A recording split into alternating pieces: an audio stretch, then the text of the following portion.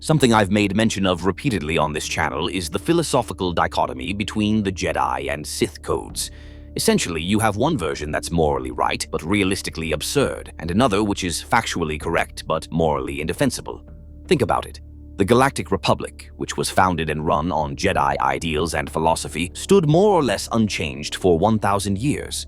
Meanwhile, the Galactic Empire, which was founded and run on Sith philosophy, barely lasted 2 whole decades before being undone by what effectively amounted to minute men in space. It's well understood among those who are at all familiar with the deeper lore of the Star Wars universe that George Lucas based the politics of the prequel era, and consequently the politics of all subsequent EU canon, whether intentionally or not, specifically on the Bush-era Republican politics of late 90s, early 2000s America, but also on those of the post-war 20th century in general, and vaguely on historical epochs like the fall of Rome. I've also expressed on here several times my view that the roots of what we've all apparently agreed to label the woke left directly sprung out of an online counteraction to those same radical political and religious tides, and I've said in not so few words that now I believe those same forces are at work to slowly, tortuously turn the ship back around the other way. Something else I noticed long ago is that, contrary to popular belief, women, particularly young women, are and have always been the most socially conservative faction, provided we understand conservatism by its dictionary definition, the preservation of an existing status quo, and it is in fact the young men who are the most liberally and/or progressively minded. Again, if by which we mean the discarding of old, untenable, arbitrary, or unhelpful traditions or values. In other words, the people who have the most to prove want to maximize their potential vectors for success, while the people who depend the most upon the system, women and older men, will naturally work to preserve that in which they've staked some personal investment, whether of a social, financial, or egotistical nature. Now, you might wonder what any of this has to do with make-believe, apart from being literally a product of a made-up fantasy universe. Well, the reason I say Star Wars makes such a good analog for our real-world political situation, both on the intra- and international level, is because the original formation of the Sith as a splinter group of rogue dark Jedi mirrors the origins of the woke as a reactionary group of atheists whose initial distaste for the boorish zealotry of their traditionalist ancestors eventually morphed into full-on hatred and resentment when the old order took it upon themselves to purge this thing they viewed as a threat to the sanctity of their pure system. In short, the Sith agitated the old Jedi Order by both philosophically and practically elevating their own wills above the so-called will of the Force. The Force, as we'll recall, is a direct analog to the forces of nature. Energy flows through the Force just as it does in nature. Everything from the various quantum fields and gravity wells to the climate and weather to socio-cultural movements to the literal wind and tides. There's a reason why we speak of all these things in terms of fluid dynamics, with words like ebb and flow, eddies and rapids, droughts and storms, tides and currents. And just as with the Force, the energies that exist within nature can be transformed and harnessed by living things. The more willful, that is, the nearer to full sentience, they are, the more efficiently the life form can harness those energies to their benefit. However, the problem is that those energies, though vast, aren't infinite. There's only so much food and water and land to go around. There's only so many nutrients in the soil, so much oxygen in the air, and so much energy to be gained from the sun. Again, these sources are vast, but they're still finite. Eventually, those wells will be depleted. And just like the Force, which is simultaneously channeled, generated, and consumed by living tissues, the energies we need to live and sustain ourselves in the real world can also be hoarded, which is what the dark side is, as Darth Plague the Wise himself once articulated to a young Palpatine. Now, I was originally going to type out an excerpted quote from the Sith Emperor's Dark Master's eponymous novel. However, then I remembered I saw somebody post the actual clip from the audiobook somewhere on YouTube, and while I was searching for that, I stumbled upon an animated rendition of the same by the YouTuber Star Wars Theory. And while I wouldn't usually cut and paste a fellow creator's work verbatim, in this particular case he's straight up riffing on an existing Lucasfilm IP, so I doubt he's making a profit from it, and given the state of Star Wars under their headship, I feel exactly no guilt whatsoever picking Disney Lucasfilm's pockets. And on that note, While you watch and listen, I want you to clear all notions of what should be from your mind and do your best to resist the compulsion to reject what is said out of visceral revulsion. Remember that people are driven by tangible incentives, by finding actionable solutions to their practical, usually biological individual problems, not abstract principles or narratives, and that the Force represents the movement of energy, not just in nature, but in society as well. And with those two things fixed firmly in your mind, see if you can spot a single logical error or factual falsehood in what the Dark Lord says. Even the Jedi understand there is no profit in partnering with a being who lacks the ability to understand what it means to be in the grip of the Force. And so the Order restricts marriage by dogma, in service, so the Jedi say, to the purity of Ashla. But Ashla is a perversion, for the dark has always preceded the light. The original idea was to capture the power of the Force and make it subservient to the will of the sentient life. The Ancients, the Celestials, the Rakata, didn't pronounce judgment on their works. They moved planets, organized star systems, and conjured dark side devices like the Starforge as they saw fit. If millions died in the process, so be it. The lives of most beings are of small consequence. The Jedi have failed to understand this. They are so busy saving lives and striving to keep the powers of the Force in balance. They have lost sight of the fact that sentient life is meant to evolve, not simply languish in contented stasis. The power of water and the power of fire are entirely different. Glaciers and volcanoes both have the potential to transform landscapes. One does so by burying what lies beneath, while the other spews forth new terrain. The Sith will not place its stars but singularities. Rather than burn with muted purpose, we warp space-time. We twist the galaxy to our own design. To become one with grandiloquent power requires more than mere compliance. What is needed is obstinacy and tenacity. That's why you must always be receptive to the curves of the dark side. Because no matter how nimble you are, think you are, the Force will show you no pity. As you've learned, your body sleeps, but your mind is never at rest.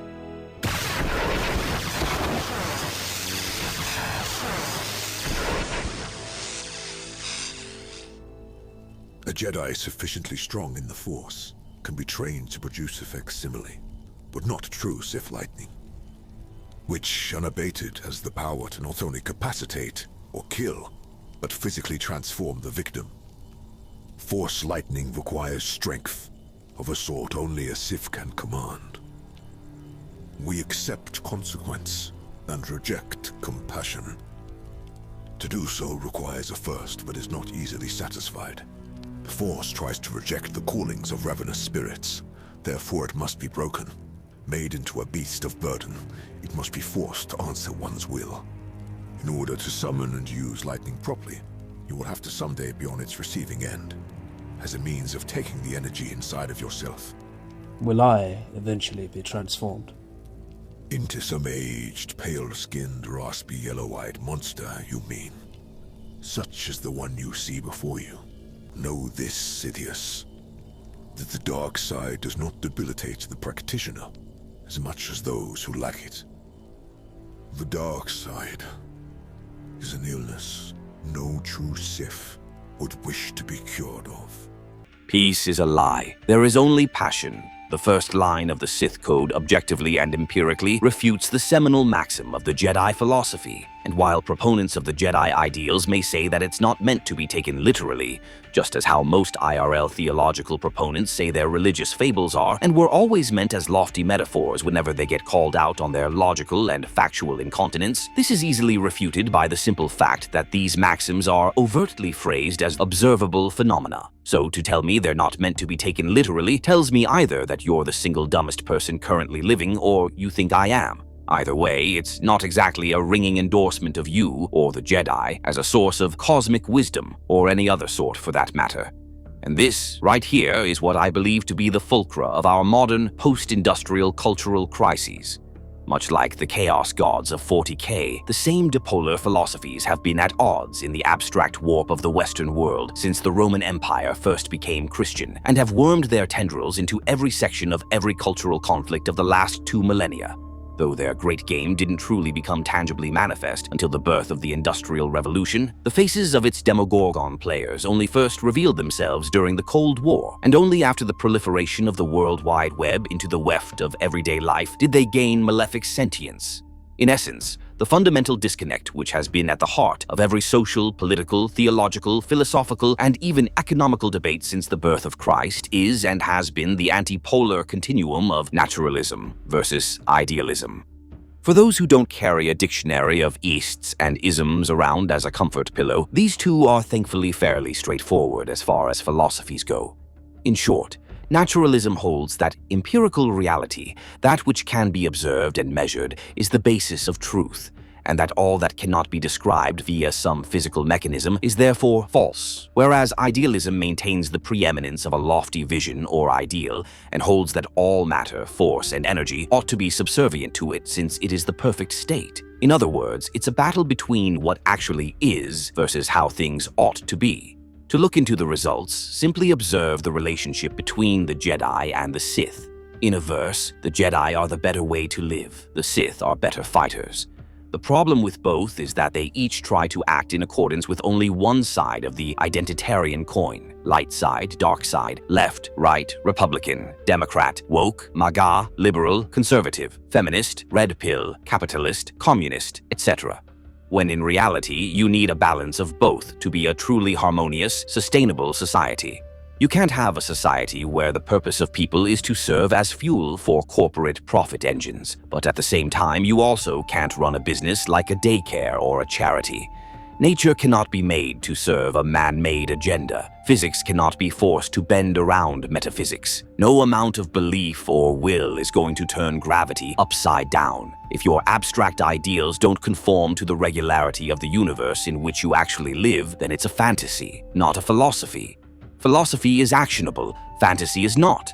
That's why ideology always relies on faith, which is an affirmative belief held in lieu, or even in spite of evidence. What's funny is that whenever I broach this subject with any adherent, regardless of the specific belief system involved, they always insist on defining faith as anything other than what I just described. Were I to hazard a guess at their reasons for this, it seems most probable to me that they're simply attempting to brain break themselves into buying their own press. In essence, they want to believe something that's discordant from the world we actually observe around us, e.g., there is no emotion but peace, that there's an eternal paradise waiting for them in the clouds after they die, etc.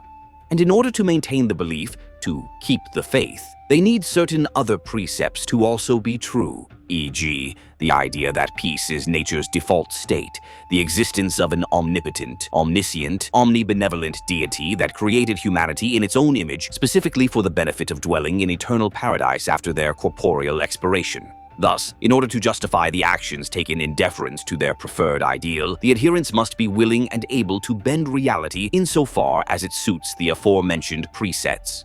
In other words, they must make themselves believe the little lies in order, so they may believe the big one, a la Terry Pratchett's strangely cordial personification of death.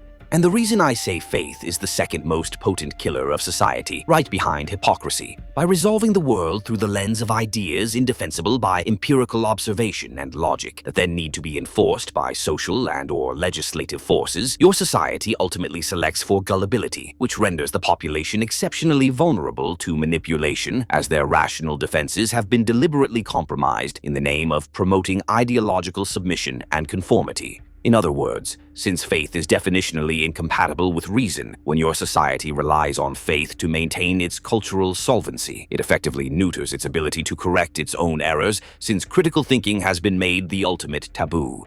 Also, I should probably point out that, although they tend to be used interchangeably, I hold faith as a distinct entity from religion in that it only refers to the anthropomorphization of concepts or forces, which are usually then consolidated into a compact, metaphorical story structure to make it easier to recall, recite, and follow.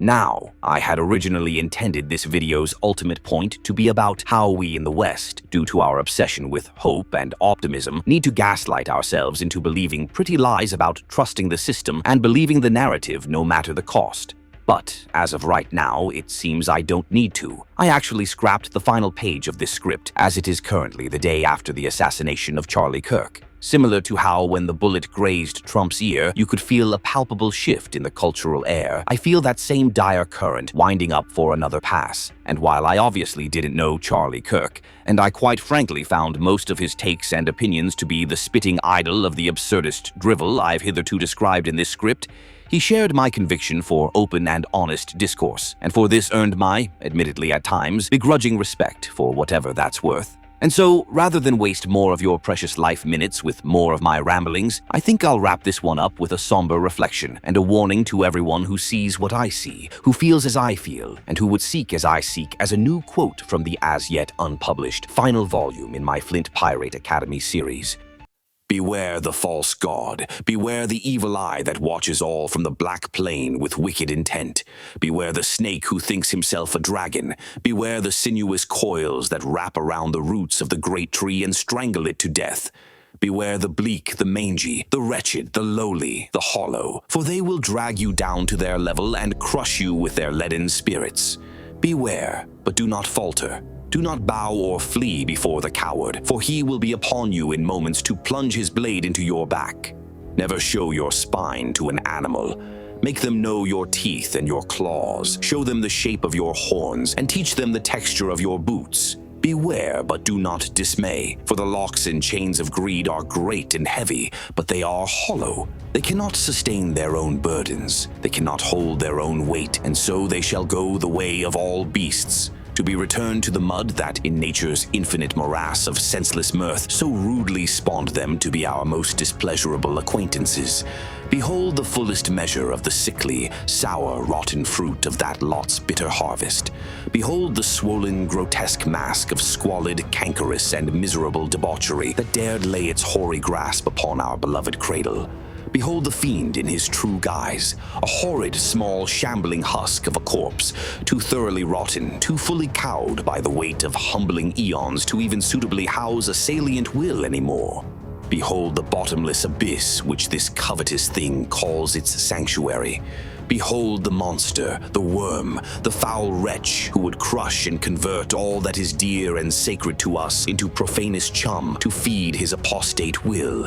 Behold this demon's infinite despondency, and rejoice, for here at last lies he that has caused us many a blight, and here shall rot the great despoiler in abject and absolute abolition for all eternity.